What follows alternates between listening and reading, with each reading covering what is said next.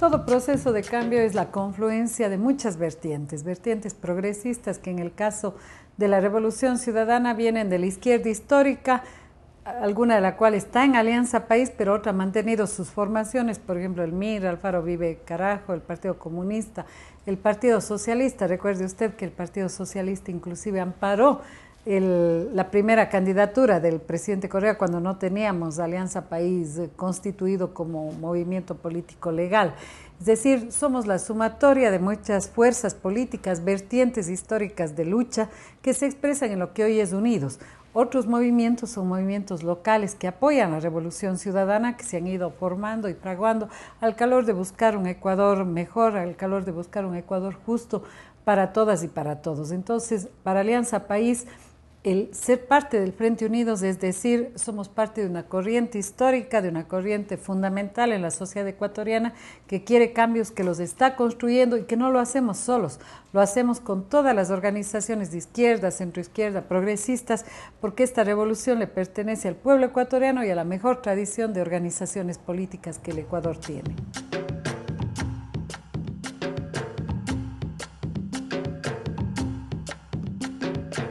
Bueno, yo creo que primero, y optimistas como somos, tenemos que hablar de 8 años de transformaciones muy importantes en el Ecuador, pero transformaciones que han significado y han implicado un cambio en las relaciones de poder.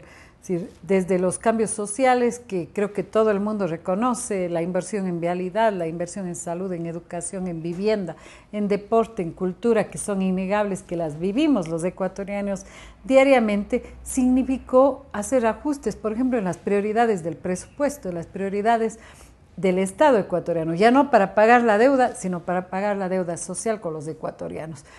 Todos pagar impuestos, sobre todo los que más tienen, es otro cambio que ha afectado relaciones de poder. Los ricos eran grandes evasores de los impuestos, hoy tienen que cumplir su responsabilidad social, es decir, transformamos el país cambiando también las relaciones de poder. Por eso, 8 años después, hay una reacción de sectores que han perdido privilegios, de sectores que no están conformes con los cambios que vive el Ecuador y que empieza ya una oposición que usa los mecanismos democráticos y eso es legítimo. Yo creo que los usa poco además, porque la obligación de la derecha política, por ejemplo, es decirle al país cuál es su propuesta y su plan de gobierno, que no lo dicen, sino que han aprendido o han desarrollado una política siempre sobre la base de atacar a la Revolución Ciudadana, pero no decir aquí estamos, somos esto y proponemos esto para el país, porque eso les devela. En el fondo son neoliberales que quieren volver al pasado, que quieren volver a ese modelo de Estado, a ese modelo de sociedad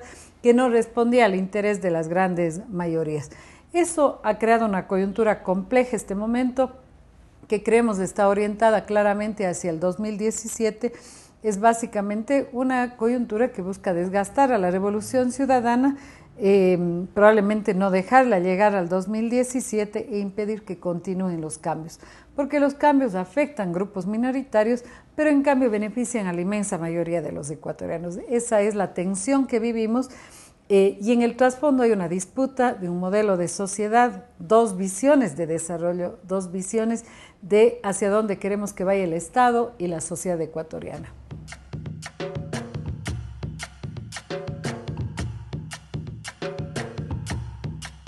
Yo creo que poner el Estado al servicio del bien común. El Estado es la representación del conjunto de la sociedad.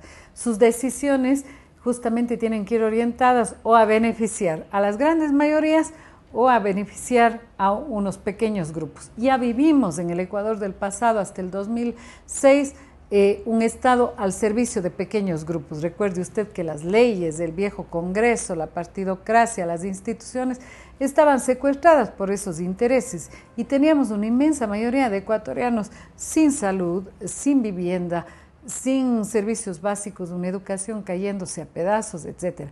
Nuestra visión de construir el bien común, por ejemplo, es invertir el grueso de los recursos del Estado al servicio de los derechos de los ciudadanos, derechos como una salud pública de calidad, que hoy por fin estamos construyendo, derecho a educación universal y de calidad, derecho a la seguridad social de todos los ecuatorianos, incluso independientemente de su condición laboral, de si trabajan o no, amas de casa, por ejemplo, trabajadores autónomos, etcétera. Es decir, es priorizar lo que ellos llaman el tan satanizado gasto público para invertir en los ciudadanos, para invertir en la gente. Ese es construir una sociedad más equitativa y creo que no nos hemos equivocado. En 8 años de tomar decisiones económicas y políticas de esta naturaleza, más de 1 millón de ecuatorianos han salido de la pobreza. Muy diferente a lo que pasaba con el neoliberalismo, millones de ecuatorianos en condición de pobreza. Hoy tenemos, incluso en este año difícil, hemos bajado 2 puntos, hemos reducido 2 puntos de pobreza. Es decir, es un país que está avanzando en equidad, donde la gente empieza a sentir que tiene derechos, que independientemente de la cuna en que nazca, tiene asegurado un porvenir, tiene asegurado salud, educación, lo que todo ciudadano en cualquier democracia del mundo tiene asegurado. Ese es nuestro concepto de equidad, de justicia social, de una sociedad equitativa. ¿Y cómo se construye? Tal como señala el compañero presidente, para la Revolución Ciudadana hay 3 pilares básicos. 1, la redistribución de los ingresos, invertir el presupuesto del Estado en las obras que requiere la ciudadanía y que ya he señalado. 2, el poder recaudar adecuadamente los impuestos progresivos. Quien más tiene, más paga.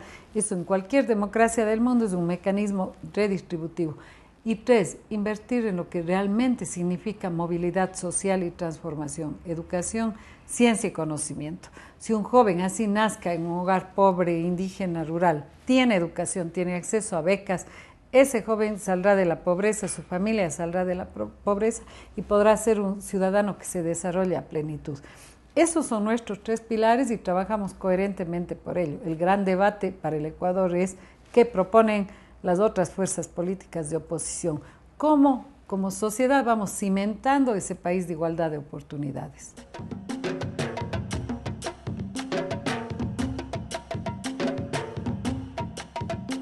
Bueno, creo que es un mensaje muy importante el señalar que si bien los gobiernos y el gobierno de la Revolución Ciudadana ha construido cambios fundamentales en estos 8 años, la clave del cambio es la ciudadanía. Cómo la ciudadanía se empodera conscientemente de esos cambios. Cómo la ciudadanía puede defender esa perspectiva que está en nuestra Constitución. La ciudadanía no puede ser beneficiaria pasiva de las políticas públicas. El ciudadano del siglo XXI es aquel que se empodera de sus derechos, que defiende esa perspectiva de su sociedad y que participa activamente. Hoy, más que nunca, creemos que en el Ecuador del siglo XXI está en debate justamente o regresamos al pasado o podemos continuar afianzando este país de esperanza, este país que tiene presente y futuro, que podemos verlo con optimismo y que tenemos que heredar a las futuras generaciones en las mejores condiciones, incluso de lo que nosotros recibimos. Pero eso, como insisto, no depende solo de un gobierno, de una asamblea, depende sobre todo de la conciencia, del poder, de la participación activa de los ciudadanos, que sería nuestro mensaje fundamental. Hoy la transformación del país está en manos de los ecuatorianos, de los ciudadanos.